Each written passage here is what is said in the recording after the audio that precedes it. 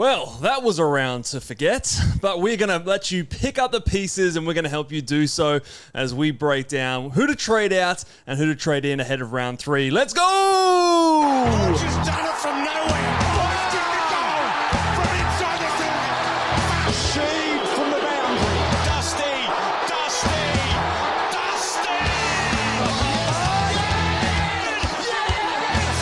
You're a magician. Petrarca. The legend becomes immortal.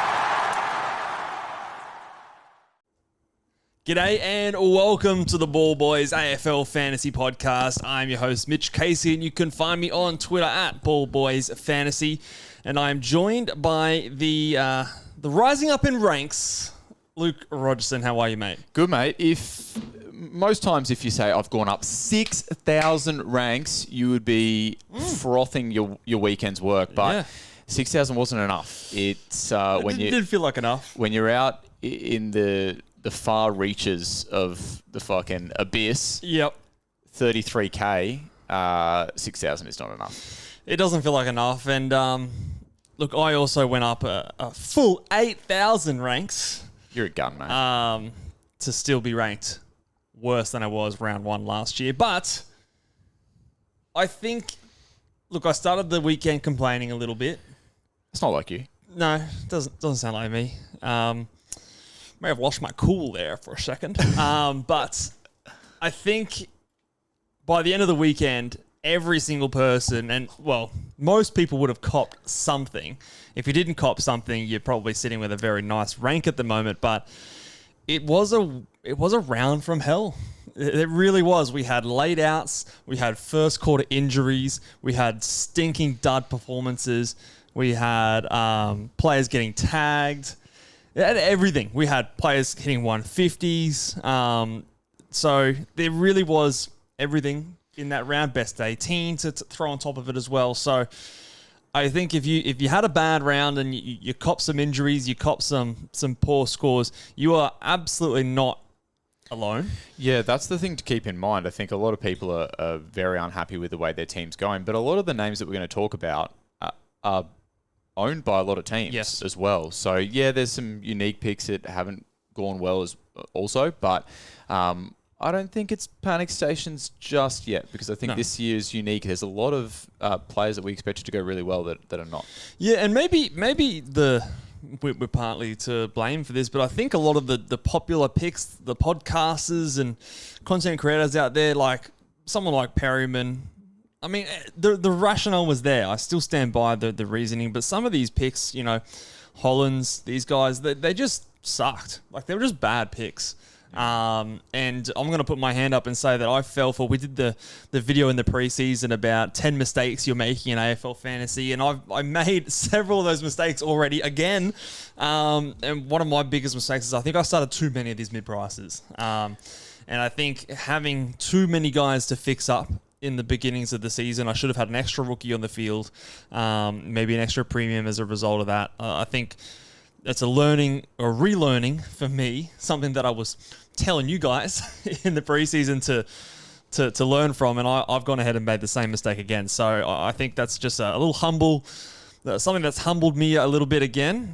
So I try and take away these learnings, but we press on because I think it's still very, very early, and we'll talk about this later, Luke. But what's the quickest way to save a sinking ship?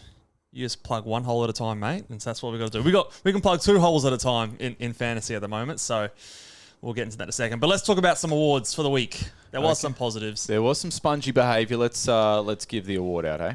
Who lives in a pineapple under the sea? SpongeBob SquarePants! Absorbent and yellow and porous is he. SpongeBob SquarePants! It's a long sound grab. Who was the sponge of the week? Sponge of the week, a returning Piglet. Some people want to have him crowned in there, but Jack McRae, he is back, Luke.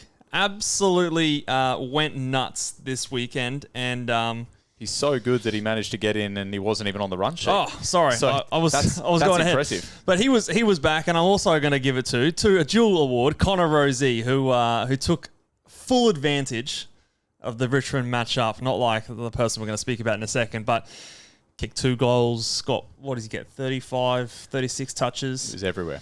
He was absolutely everywhere, and a lot of people had the C on him, so he gets the award. But also, shout out to Jack McRae for a 150. Yeah, I wrote this in my review, but it just, sitting there watching that from Jack McRae made me just think about all of the wasted fantasy points that have gone begging in the last couple of years due to Bevo. But you kind of flagged it. There was a bit of a camel-y performance that was happening in the same game as Connor Rosette. My hump, my hump, my hump, my hump, my hump, my hump, my hump, my hump. Oh, you got to pop it and lock it. Got to get it in there. My humps. My humps.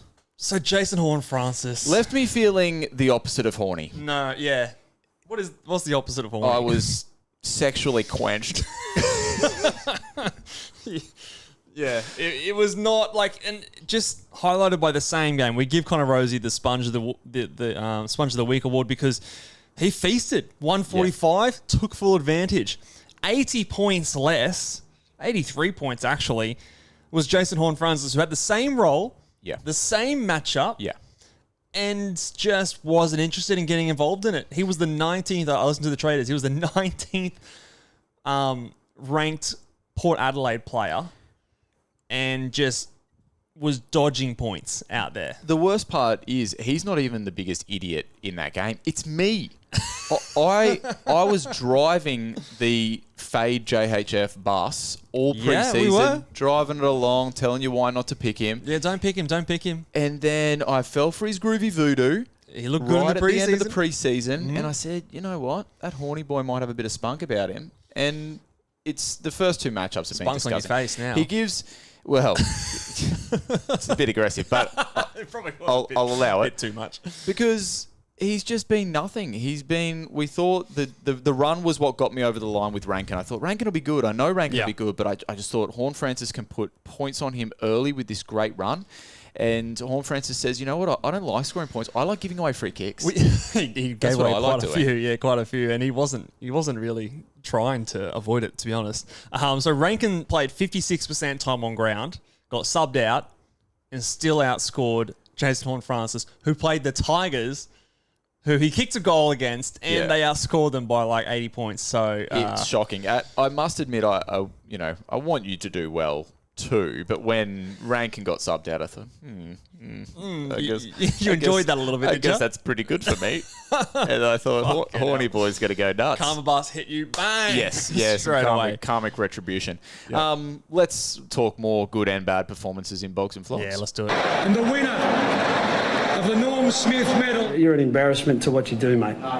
You're an embarrassment. You're an embarrassment. That sums up a few of these players this round. Let's start way back. Carlton versus Hawthorn. John Newcomb. Where was this last year, first of all? But it just goes to show he can do it. 140 points. Started off the week with we had a few 140s this week. And yeah, he kicked us off with the first one here. But the flog. Oh, far more fantasy pertinent, and that's Ollie Hollands. We said last week the guy works hard. Maybe he'll work his way into some possessions. He works away from the football. Yeah, he does. He says, where's the best spot to find the football? I'm not going there. Yeah, let me go somewhere else. Let me go somewhere else. Let me turn around. Let me be accountable, God forbid. It's disgraceful. Ollie Hollands. Yep. Has the guts to go. Yeah, he's got to go. So he gets the flog of this one. Footscray versus Collingwood. And finally, look, what are your thoughts about the Footscray thing? Yeah, I mean, I like it. It's a nod to their heritage. I always find it when I'm writing up these Bogs and Flogs and we go to say Collingwood versus Adelaide, Essendon versus Richmond, all this sort of stuff. The Bulldogs, it's just the Bulldogs. They don't have a location. It's like Western versus Collingwood. Yeah, okay. It just doesn't sound right. So, but Footscray versus Collingwood sounds a lot better. Anyway, I digress. Nick Dacos is back. 130 plus, high on the big boys. He did the big boys proud, and got it done. You know who is also back? And when I say back, I mean in the back line, playing accountable football. That's Harry Perriman. If you get put on the field after the sub gets on the field, that is, I've never ever seen this happen. They had an early injury, and they elected, instead of letting Harry Perriman go on for his first stint, stay on the bench. The guy that was just wearing the green vest hadn't warmed up. He as cold as they come. He's gone on the field before you, Harry Perryman. He had time to take off the vest. He had time to do his warm-ups. Perryman's still sitting in the front row there Just waiting. Mate, couldn't believe it. It's horrible. It's horrible for Harry. It's horrible for us. And Collingwood, it's clear Collingwood are having one last dip with the old boys. Yeah. And Harry Perryman is not a part of that midfield rotation. Yeah. Another one. We're 2 games in. We've got 2 must-trade outs. So let's keep going in here. Adelaide versus Essendon. I could have gone with a number of Adelaide players, but I'm going to give the best on ground to Zach Merritt because this man did everything he could to make that game as respectable as possible. Kicked 4 goals. I think he had 30-plus touches. Just absolutely tried to carry the team on his back. I wouldn't be surprised if he has some kind of spinal injury after this one because it was a big weight on his shoulders. Yeah, 36 touches, 4 goals, 138 points. Imagine if he took some marks and tackles. This could have been an absolute monster of a game. So just reminding us that Zach Merritt is a genuine gun. There were 3 Adelaide players that scored 130 plus. Only 1 player from Essendon that turned up, and it was Zach Merritt, and he was sort of a lone man out there. You've put Matty Nix as the flog in this one. I'm guessing it's because of the rank and sub, but fuck that guy. I don't think we want to discourage this because you know who could be next week? Jordan Dawson looks like he needs a rest. Well, let's slow that guy down, please. For us selfishly, absolutely. Isaac Rankin. Surely that's not something that we expect to see moving forward. It was very situational, right? We can only hope. The good news is there's nothing wrong with him. He's just kick his feet up. Port Adelaide versus Richmond, best on ground. Pretty much similar to the Camels and Sponges, but Connor Rosie, he gets the best on ground. Flog, Jason Horne-Francis. Hey, moving right along. St Kilda versus Geelong. We sort of mentioned it before, but best on ground, Jack McRae, 150, highest score of the year so far. And guess who he has in round 3, Luke? Or is it the Tigs? He's got the Tigers. This could be. So could be insane. That could be a big bloodbath. Flog of this one. You want to take this one? Marcus Windhager and Ross Lyon for tagging early in the season. This is not exclusive to the Saints either. Normally we don't see as much tagging going on this time of the year, but it's working early. A little bit It too. is. James Jordan's done a couple of decent jobs and Windhager as well.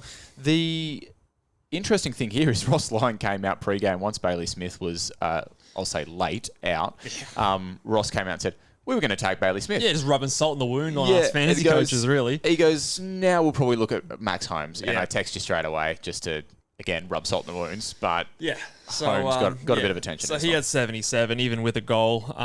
The tag was kind of, I wouldn't call it like was it Bedford on Noah Anderson Touk Miller a year or what so ago? What about James Jordan on Lockie Neal? Or James Jordan. It wasn't like that hard of a tag, but he definitely was defensively minded. Windhager on Touk Miller when I was the only one that owns Touk Miller. That's the hardest tag I've seen in years. that was horrible. He tagged Touk Miller within an inch of his life. Dead set, there were times I thought Touk Miller was going to keel over and die. That still makes me laugh because that was the most left field, and you were the only one who got that. That was a hard watch. That was very hard. Brisbane versus can only laugh sometimes.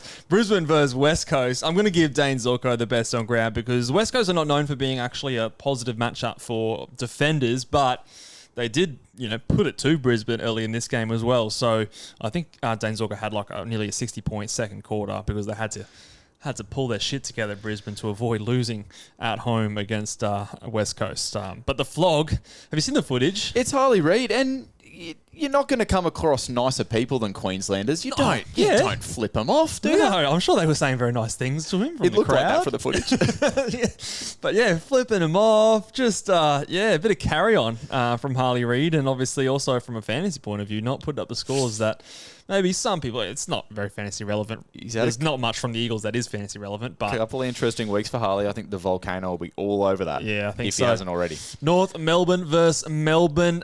Clayton Oliver gets the best on ground. He's back, baby. He's back. 114 on this one here. And after, he had I say maybe an underwhelming round 1 with the 84 points. But then, whacks on another 30 points on top of that. And he looks like he's going to be pretty good this season. 36 touches, had a goal. I'm only the 2 tackles, so even a little bit more upside in there. So, yeah, this will do wonders for his confidence at least. The flog in this one, to me, epitomises sort of why you try not to get caught up in that first week, and everyone does regardless. But the ruck, I'm not going to say that Tim English is a good pick. No. But I'm just going to say now that we've had 2 weeks of data, suddenly it's not English's 80 to Sherry and Gawn's 130, but we've had the pendulum, we've had the scales level a little bit more, should I say. So Max Gawn cops the flog in this one. Max Gawn is averaging 95 after this game, and Tim English is averaging 87. So there's an 8-point difference. I want to say there was about an 8-point difference in terms of their price stat figure.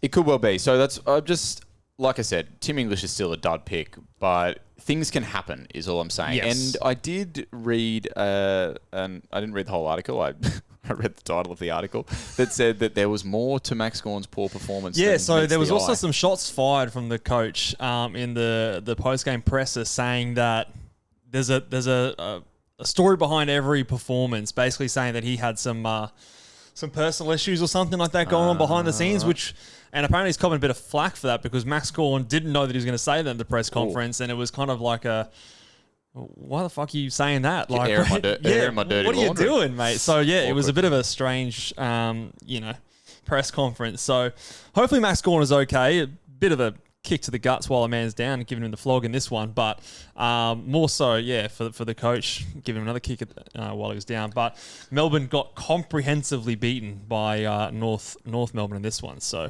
not good signs for those guys. Hopefully they bounce back next week. And the final flog of Bogs and Flogs, Fremantle versus Sydney. I'm going to give it to Matt Roberts, the best on ground, for being one of the very few defender picks. Look, he didn't even do anything great. He just didn't suck. And for us in defense right now, that's a win. We're going to take that right now. So 95 for him. Price is going up. He can kick his feet up on the buy right now, and he's at least done what we'd wanted him to do. Bit of reflux there for me. I think it's because I looked at this next name, which was Andrew Brayshaw. Yeah. Because the score was stinky. And Saved it too. The bit that's rubbing this into me is the fact that Jordan Dawson and he were essentially the same price 2 weeks ago. Two players we tossed and turned all preseason. They are now, Dawson scored almost 100 more points than him in 2 weeks. So it's not, the score is not, I'll say it's not the full story, because watching this game, there were just so many agonising moments where they tried to kick him the ball. You know, it was even a couple where he would have been having a shot on goal. They just laid it on his head and he got killed, or the ball just kind of shot through the pack and just missed him. But that being said, he saved his score with like a six tackle last quarter. So it could have been better, but it also could have been worse. A tough one to watch. And unfortunately, as much as I am disliking what I'm seeing, he's so far down the pecking order at the Oxons, it's not funny. Yeah, look, I think we've got to stay strong as Brayshaw owners and hold on to it, because he does have a good draw coming up. He's had 3 marks over these first 2 games. It's not Brayshaw-like. No, it's not very Brayshaw-like. You always have that picture of his head, him, calling for that ball in the 45. So hopefully he can get there. But yeah, not the start owners would have wanted. Let's start to talk about some strategy chat here. And like we said, it's about prioritizing who's got to go out of your side. How many of these guys can we get out as fast as possible? But with that said, we did get some evidence. We've got 3 games for some teams, but every team's played at least twice. We've got some examples now of some premiums bouncing back after some poor starts. So players like Rowan Marshall, Jack Steele, Nick Dacos. I snuck Tim English in there, although... Wishful thinking. Yeah, maybe. He turned up, but barely. So some of these guys that we were panicking on week 1, Rowan Marshall to me is the most surprising because he looks proper underdone, but then 140... wouldn't you know? I mean, it was against Geelong, but still, it looked like he wasn't even going to get up for the game. But all these guys, they're premiums for a reason. If you picked them, hopefully you didn't panic on them, because they can come good, like you said, just like that. And the other way, you can go bad pretty quickly with Max Gawn example. But some players have yet to have that bounce back. So players we've talked about already, Andrew Brayshaw, Jason Horne-Francis. Will Day is kind of... he had the 130 in round 0. It doesn't count for us, but he's gone back-to-back 70s. So the question here is, can we afford to be patient on these guys? Because they will bounce back. Like, guarantee you, Will Day is not going to be averaging 70 for the season. Andrew Brayshaw is not going to be averaging 80s. Jason Horne-Francis is not going to be averaging 70s. Can we afford to be patient, though, for these things to come in, or do we need to jump earlier? Using those three guys as an example, it's a case-by-case basis, isn't it? So Will Day's a guy that you're looking at in the coming weeks. I think he goes GWS, potential Bedford tag. I think then he has his bye, and then he has Port Adelaide coming straight out of his bye. So if you hold him for 3 more weeks, one of those scores is a 0 when he's on his bye, and are you willing to cop 2 more shit scores? So that's one question to ask with Will Day, and then the other is how far down the priority list is he? Andrew Brayshaw's a little bit different for me because he's coming into a good matchup, and I don't think we've seen what we expect Freo to be so far in the first 2 weeks. We always knew Sydney was going to be a tough matchup. We didn't realise they would get spanked by Geelong. Geelong just came out and whooped him. He was, I think, the highest scorer for Freo in that game anyway. So you kind of ask yourself, okay, well, if you picked this guy because, Freo had a decent starting run and you think that he's a little bit unders, well, you haven't seen what you've expected to see from Freo just yet, and I think we will. Horne-Francis, to me, is you're hanging on to that guy, unfortunately. There's still a little bit of that good run to go, but also the fact that he's in the forward line, There's probably not too many others. Yeah, who do you go to? I mean, you could go to Rankin, but you're going to need to own both of them by the end of the year anyway. I'm going to guess that for most teams, that's probably down the priority list as well. Yeah, and the gap is definitely closed. Like, there's now only 30k between them when there was 100k to start the year. So, not making as much cash in that move anymore. So, probably not something you can do on the other side of it that makes that move worthwhile. I wouldn't have thought. So, it is just a bit of a lesson in terms of, like, the age-old hold your premiums and things like that. These guys are maybe 1 score away from their average looking completely different. What the fuck is Rowan Marshall averaging? He's probably averaging 100. Let me actually look that up. His average for the season is 103. So he starts out with a 64, and now he's averaging 100. So these things can turn around. He's got Richmond this week. So these things can turn around very, very fast if you stay a bit patient. So that's the message there, I think. Yeah, there's an argument for both, isn't there? Because you hear stories of people that have done really well who were just a week ahead of the crowd in getting off a failing pick and these kind of things. The tough thing is hindsight. It's always easy to judge in hindsight because you could find just as many stories where a lot of people jump off and then suddenly that pick comes good and you're back in the game there, or where people have jumped ship early but because it cost them a trade they haven't generated enough cash and their season's completely stalled as well. So it's a tough one, but if you look at it sort of case by case, I think you can work your way through it. And that's why it's easier when we talk about preseason picks and stuff like that. It's so much easier and you have more confidence to pick these guys that have been there before. Because you pick these guys like, last year it was Newcomb. All these people picked him as an underpriced premium, but he'd never been to those heights before. So when he has those poor games and you're just sort of like, okay, I think you hold on, but we're not sure because he's never done it before. Whereas Andrew Brayshaw, Will Day even has done it before a couple of seasons ago, going mid-90s. Jason Horne-Francis did it last year, going 90s. There's evidence to suggest Jack Steele, Nick Dacos, Rowan Marshall, Tim English, those guys we mentioned off the top that bounce back. There's that evidence to suggest like they're in the same role that they've done these sort of big scores and averages in the past. So you have more confidence in backing those guys in. But having that pick for a guy to improve on natural development, you just don't have as much of that confidence. So it makes it a bit trickier, in my opinion. The other question, which I'm sure we're going to get, Luke, and I think the answer is different for others, but is it too late to jump on these gun mid-prices and rookies had you missed them last week? So I know the big two were Xavier Lindsay and Levi Ashcroft in terms of the rookies. We're all talking about SDK and Joel Frazier, Mitch Nevitt. These guys as sort of the mid-prices, Nathan O'Driscoll as mid-prices. Is it too late for a lot of these guys after they've all gone up a fair amount of cash, or is there still enough value to be jumping on if you miss them? My short answer, I think, is no, because you need to generate cash somehow. So if you're not jumping on these guys that are improving, are you jumping on a rookie that you don't have great certainty in with their job security? Are you, jumping on a guy who's about to play their first game, just hoping and expecting that they'll come good? So I think that the answer is no. It hurts a little bit that when you potentially, like for example, if I go Ollie Hollands down to like a Mitch Nevitt this week, I don't even think I make 100k anymore. And that for me, I don't have any money in the bank. That's not enough to do anything good with, say, a Perryman or like if it was a Sanders or something like that. So I see how you could kind of look down some other avenues, but if you're in a nice position where you can get down to the Nevitt or to the O'Driscoll or to some of those other names that you mentioned, and you can still do something that you're happy with on the other end, I think the answer is no. I think these guys still have cash to be made.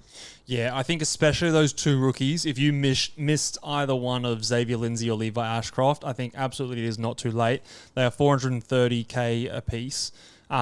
We've traded in rookies mid-season that are about that price and look like they've got the role and things like that. So I think absolutely it is not too late. You must get them in this week if you missed them last week, because next week it'll start to be, okay, now it's verging on too late. Yeah. So I think those two are, I don't think it's too late for Mitch Nevitt. I think he is someone still got a break even of 540k. You still make some cash. I know it's not as much, but 90k going from someone like Hollands down to him, I think he's okay.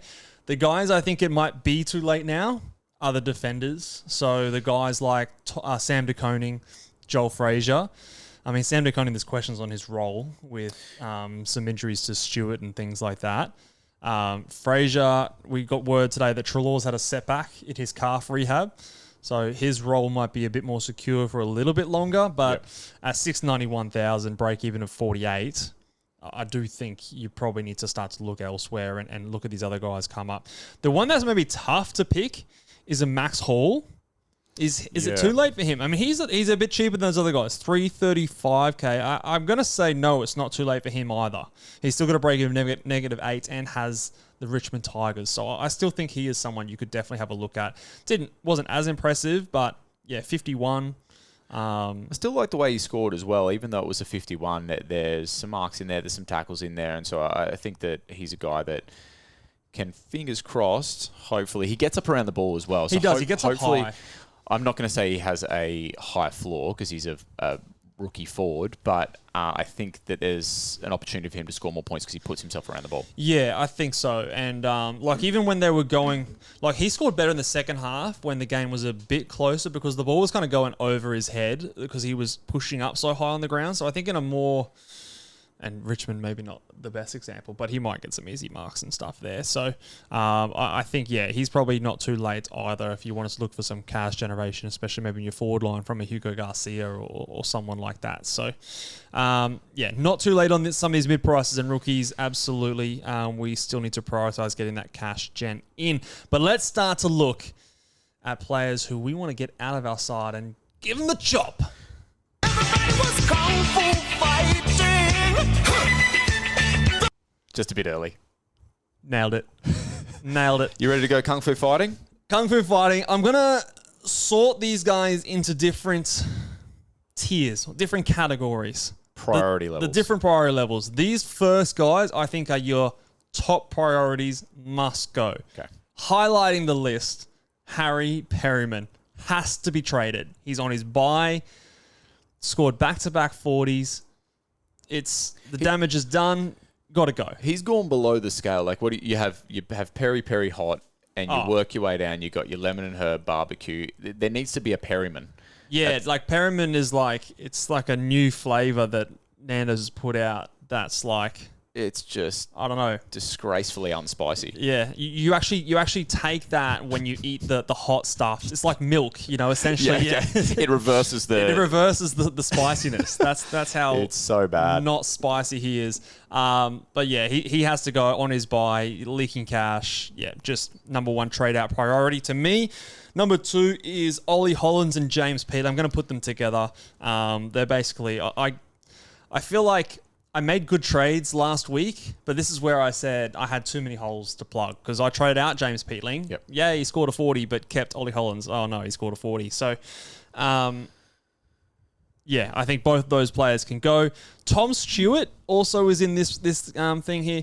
Now, the word is that it's not as serious as they feared and that he might even play this week.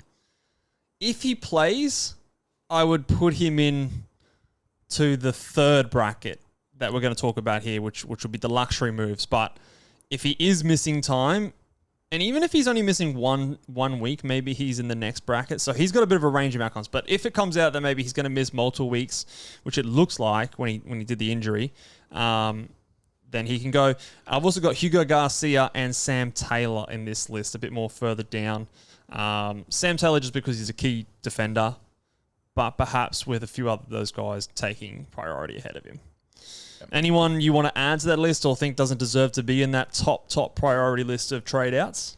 No, I think that's pretty fair to say. So all of these guys should have a bit of money on their head you can do something with. They're going down in cash. They're clearly failed picks or they're missing time. Yeah. Red dots, players with crap roles and Sam Taylor. So where have you got... I mean, Riley Sanders is a name that I think could be in that list, but you've got him in the next bracket down. Yes, in the next one, I've just labelled it next priorities. Very creative, I know. But just not quite those top priorities. I think Riley Sanders, if he was in the midfield, like if he was a midfield pick, he would be in that list just because I hate the role that he's playing. But in the forward line, I don't love a lot of the options to go to. Maybe if you go right down to like a Max Hall or someone like that, even going to like a Rankin or something like that doesn't feel like there's a lot of value there, potentially. Maybe if you trade out of Bailey Smith and he comes back in this week, then yes, you could definitely pull that move. That would be a good trade. But just a bit further down the priority list to me because the options to get him somewhere doesn't excite me as much as some of the others. I think that's fair to say. I think he can hide a little bit on that line. Red dot rookies, stalled rookies. Yeah, that's where I've got these guys. Do you think they should be higher? Because I think a lot of people would maybe have these guys a bit higher up the priority list, but I just think those failed mid-pricer picks, they're the ones that you need to fix up. The red dot rookies, yes, they're not generating cash, but you can't do as much because they don't have as much money on their head, and you also, like, they could become green dots in a week or so. Yeah, I think I agree with the order that you've got them in here. The other thing, too, is we obviously both look through the lens of our team at the moment, and it's hard to, not look at all our disgusting mid-prices and want to fix them up as well. But like I said off the top, I think that the issues that we're having are pretty reflective of the issues that most teams are having, even looking at the teams that we're up against in the Content Creators Cup, so people that obviously invest a lot of time and stuff. You don't really look at any of those teams and think that there's not at least one kind of failed mid-pricer that they could move on. Yeah, so if you had like one of those top priority guys names that we listed before, and you can do a move where you fix up a red dot and fix up one of those failed mid-prices, then great. That's a great position to be in if you only have one of those guys. But if you got two or more of those top priority guys, I'd, for now, let the red dot rookies just stay red dot rookies and cross your fingers that in a week or two they make their way back into the side. And then this is also where I have Will Day. Now, on Thursday night, a lot of people were ready to trade him out. This is maybe me being stubborn, but I just have all of those other guys ahead of him in terms of trade out priorities. Now, I know he's in the midfield and there's some good picks in the midfield so far. I am just more confident in him bouncing back. He has the role that I expected him to have, different to someone like a Perryman, a Peatling, a Garcia, a Sanders. Their role is not what I wanted when I picked them.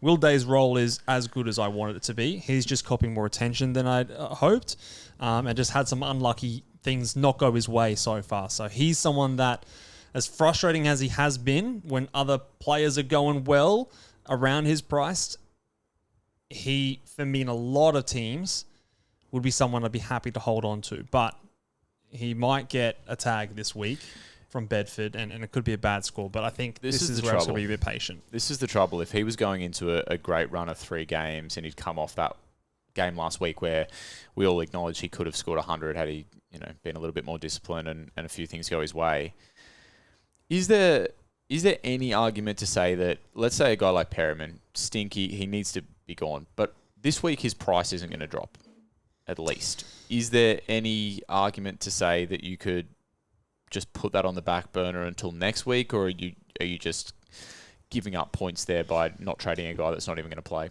I think, yes, you're giving up points there. It also is just, it's risking the wrath of the AFL fantasy gods that nothing's going to go wrong between now and next week, and you're not going to have other things happening in your team, and you're stuck with this guy. Yeah. Do you know what I mean? I think this is where you talked about before, good teams getting off these picks before anything else.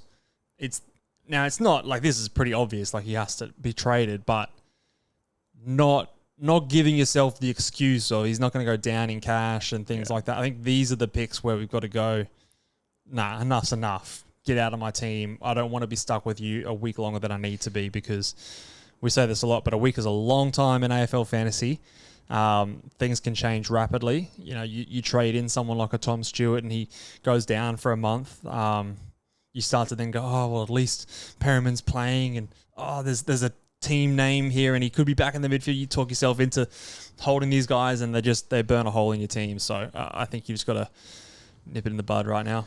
The other thing too, I mean, we're talking about Will Day and an upcoming tough run as well. He scored, 130 odd against Sydney, which is a tough matchup. Granted, most of that was in the first half, and then when Jordan went to him in the second half, it slowed right down.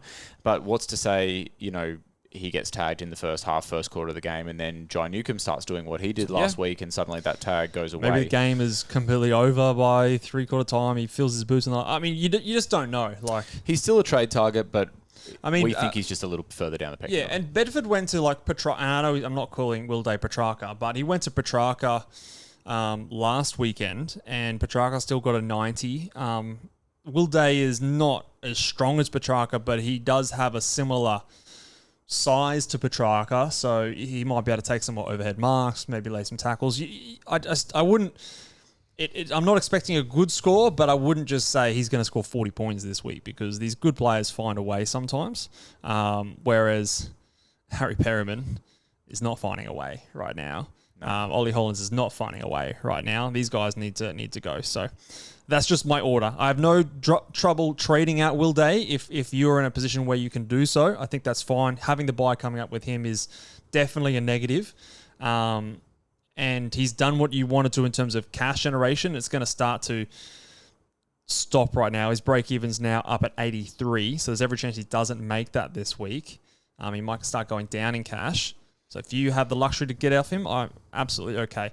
These last four players, I think, are very much luxury moves, but some players that people might be frustrated with that they want to trade out: Will Ashcroft, Tim English, Andrew Brayshaw, and Jason Horne-Francis. This is like those premiums we talked about earlier that have every chance to bounce back.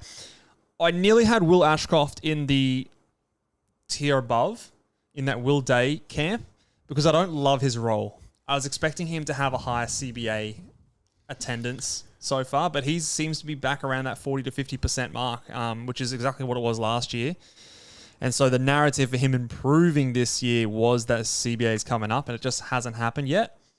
He moves into this luxury moves because his run is good, and he doesn't have an early buy like Will Day. So, but I think he's someone that I wouldn't mind moving. Tim English, Brayshaw, and Horne-Francis, I think, are a little bit less.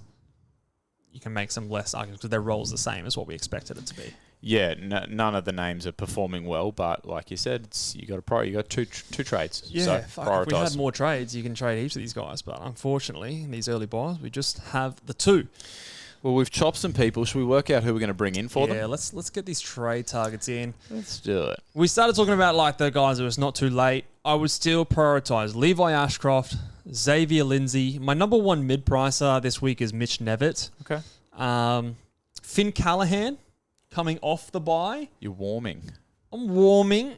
Look, he is an option. What do you have? A 100 and then a 90? 110 in round 0 and then a 92. The fact he doesn't fill up the marks and tackles to me just limits the ceiling a little bit, but with some of the other options doing way worse, I think he's an okay option to bring in if you're wanting for someone maybe a bit more of that underpriced premium sort of level. Does have the Hawks this week, though. He and Will Day are exactly the same price. Yes. I do think Who scores more this week? Callahan this week. Between now and the bye, I still think Will Day scores averages now between this week and the bye rounds.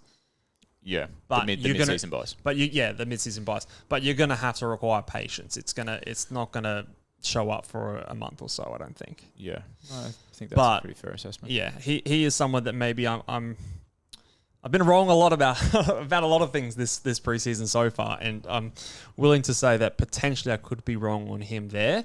Mitch Nevitt's far cheaper, and yes. I think that he's not going to average what those other guys average. Right? Players at Geelong, they tend to have this tendency. I feel like do they have a role in the side? But once they have their role in the side and they've shown to Chris Scott that they're valuable, they can be great picks. Like think about an Ollie Dempsey last year. Think about a guy like Max Holmes. Yeah.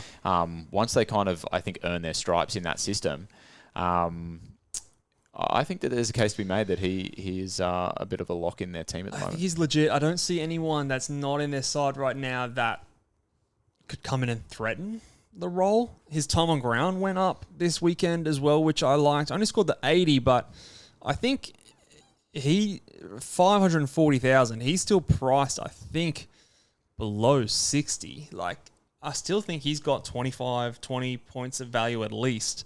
So I'm still a big fan of him. Break even is still only the 8. Does have a tougher matchup in Brisbane Lions this week, but yeah, I just think that he's still someone that has a fair bit of cash to make, and I think his role is fairly secure. So I have him. Last time I had Nathan O'Driscoll ahead of him, but I've flipped that now. I think Nevitt is the one to get. Nathan O'Driscoll's role dried up dramatically in the last game. I think I saw he had 0 CBAs. So he must have been playing exclusive in that wing. You had a bit more eyes on this game. Yeah, he still has a tendency to find the football. Like he looked equally as likely as Brayshaw. I know Brayshaw. Well, he had more touches than Brayshaw. I know Brayshaw was stinky, but yeah, he's one of those unique wingers that I think has the ability to find a fair bit of pill. And given his price and where he started the season, we don't need him to go 100 or anything like that. We just need to keep that cash gen ticking over.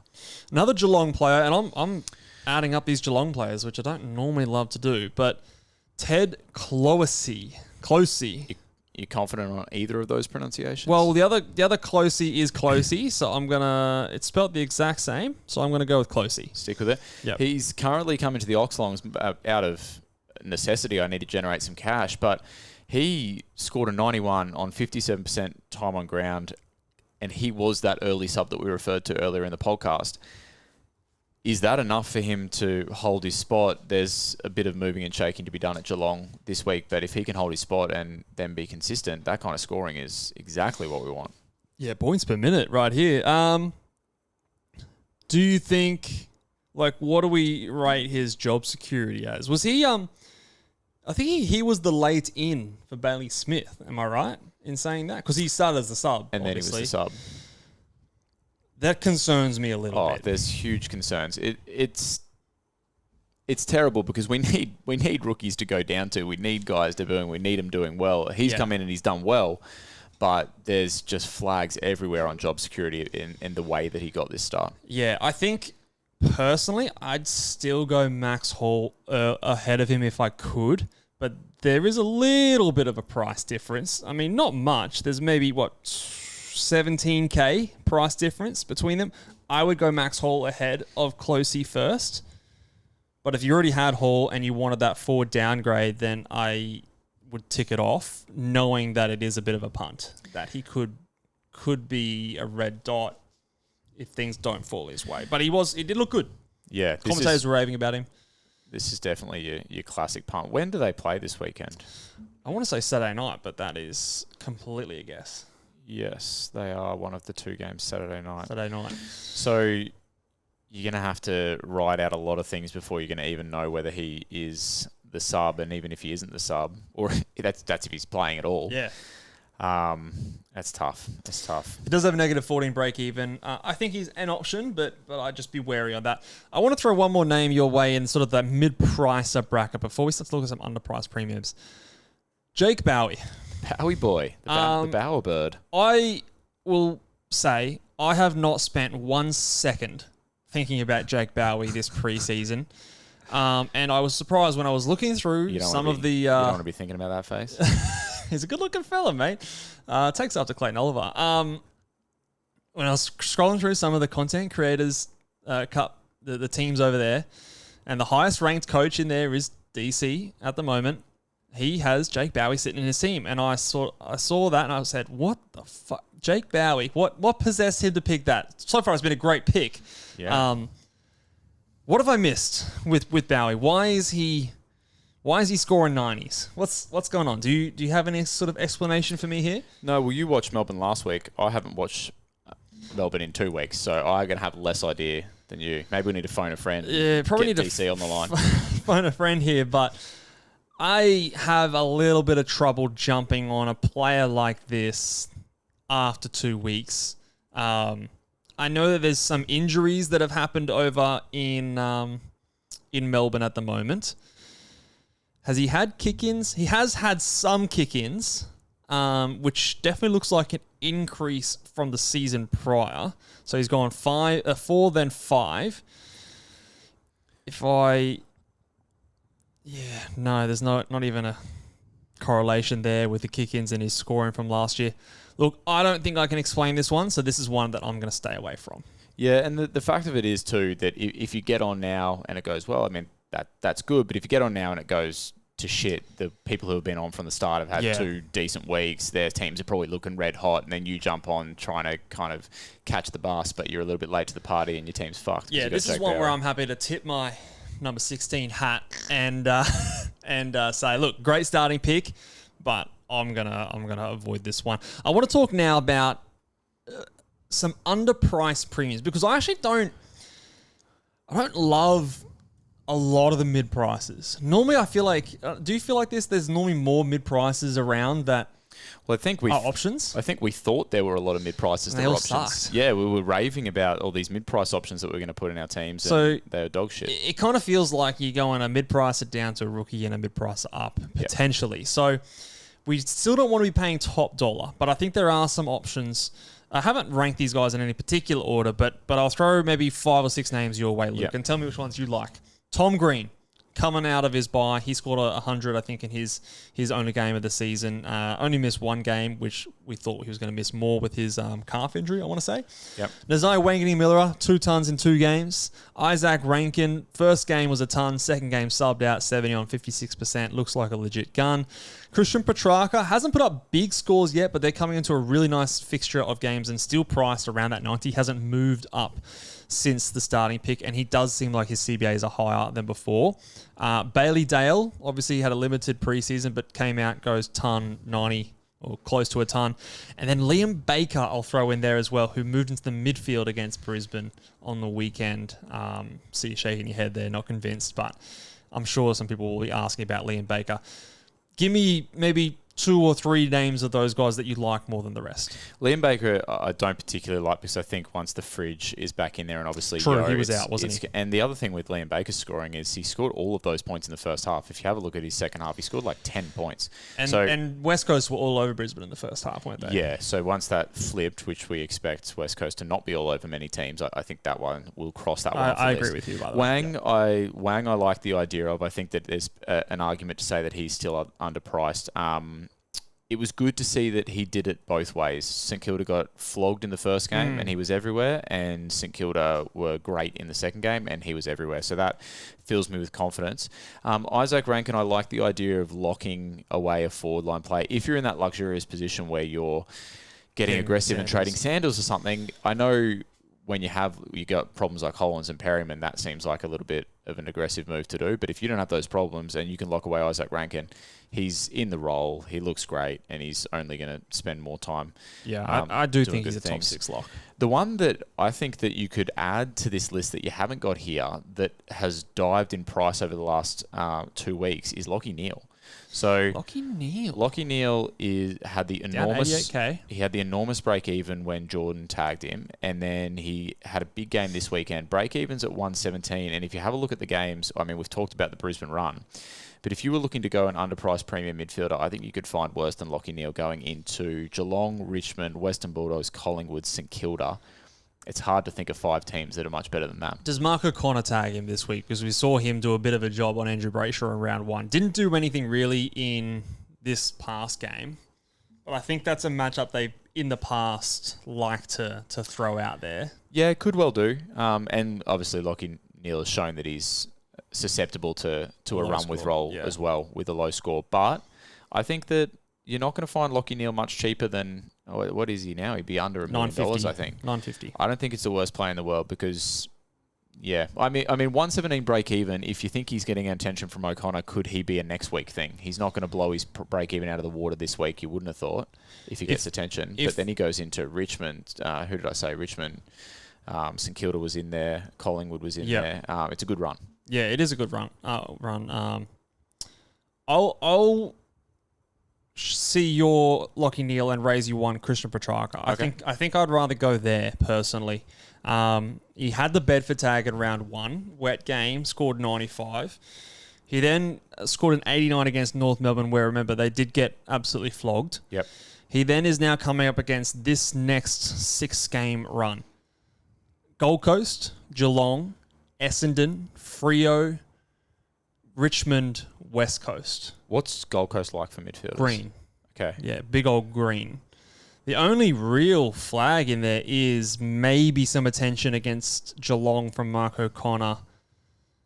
Maybe some attention against Essendon, but we just saw them get absolutely pumped. And maybe the Demons being shit. But yeah.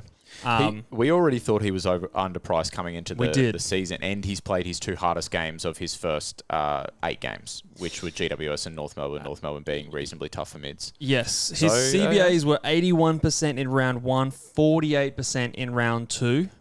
I would have liked that second game to be a bit higher. So maybe he's one to just keep an eye on for the following week, potentially, if we see those CBAs come up. But definitely someone on my radar. Potentially, if you wanted to go, someone like a Will Day across to. And it really is across to, I think, what's 80K? About 60 or about 70K. It's a little bit. It's one of those luxury moves. But yeah, I don't mind it. Yeah, I think my favourite, and I really like Nazai Wangani Miller, I think, is one of these guys. More so because in the defence line, I'm really struggling with options in terms of value. And I know he's priced at over $1 million. Like, he's not typically the kind of player you'd be picking at this time of the year. Usually you want a little bit more upside. Because he's priced probably 100 or so. He's probably maybe tops 105. Maybe if everything goes right, he can do a Lockie Whitfield and go 110. I'd be hard to see that coming for the entire season. But it's just there's no other options, and I think I've liked what I've seen from him when it comes to intercept marking. That's not something I think I've seen from him do as much as I have in these first couple of weeks. If you can add some tackles, which you taught him how to do last year. I did. If you can add a bit more of that to his game. Gave him some technique tips. I said, Wang, get in this position. Yeah, get in this position. Wrap your arms around. Come on. I think he can be in good. And like what you said, he did well in 2 different game conditions, and he does have Richmond this week. So you're hopefully getting instant reward there. Some nice trade targets there, mate. So those are the trade targets. We'll talk about it a bit more on Friday, and we also will be ranking them all in order in detail at patreon.com/the Ball Boys in our weekly trade targets segment. That was a whopper last week. Yes, it was. Yeah, that was a lot of hard work from you, but valuable info. Can I talk about one thing that we didn't talk about that are just unrelated but out of interest is Tom Stewart injury, flow-on effects, SDK, Reece Stanley. What do you think happens there? What do I think happens? I think you could see Stanley come back in. I don't know if it's due to the Tom Stewart injury. I think it might just be because they got smashed in the ruck. Like, Rowan Marshall really was a big difference maker in that game. They're not going to come up against Rowan Marshall every week. It depends how Geelong... And it's like, I know Oscar McInerney from like a fantasy point of view is like a tough matchup, but he's not like he's not a ruckman that strikes fear into Geelong. I don't think so. It depends also how much Geelong value what happens in the ruck contest versus what happens around the ground too. And Rowan Marshall does both, to be fair. But if Geelong think that they can get an advantage at ground level by having De Koning against a McInerney, that could help him. But if let's say hypothetical Stanley does come in, where does that? It's not. If you own SDK, I don't think you can just jump at that shadow and trade him straight away. But it is concerning for what I think he goes into that Riley Sanders, Will Day kind of area. I don't think he's top priority to trade out, because his break even is still 32. And maybe their weird ruck setup kind of continues. Reece Stanley is just an added one in there. And maybe we just see Blitzark's playing more defense and De Koning's like now in the Blitzark's role or something like that. I'm not exactly sure. So I think he's still cheap enough, low enough break even that you can wait and see this week. And then maybe his next week's problems. But I still would be trying to trade out Perryman's and Holland's and Garcia's and Sam Taylor's if you couldn't last week before someone like an SDK. But that's why obviously I wouldn't be trading into him with a few of those concerns. So no, good question. Good question. All right, anything else you want to add before we wrap this bad boy up? No, I think let's some water go under the bridge and we'll talk about it on Friday. Absolutely. We'll talk about it on Friday. We do have, what's the Thursday night game this week? I want to have a check on that one. It is Essendon versus Port Adelaide. So in terms of trade out targets, hopefully not too much in that one. We have had confirmation that Elijah Sardis has got a broken hand. So if you have him as a bit of a point difference, he will need to go. But otherwise, unless you're trying to trade out Jason Horne-Francis. But I think you're holding on to those types of players. So not too much to worry about on Thursday night from a decision-making point of view. So we'll have a nice clean run on Friday. And until then, guys, we'll catch you guys later. Remember to go to Patreon, like this video, subscribe, and we'll see you guys then. Bye!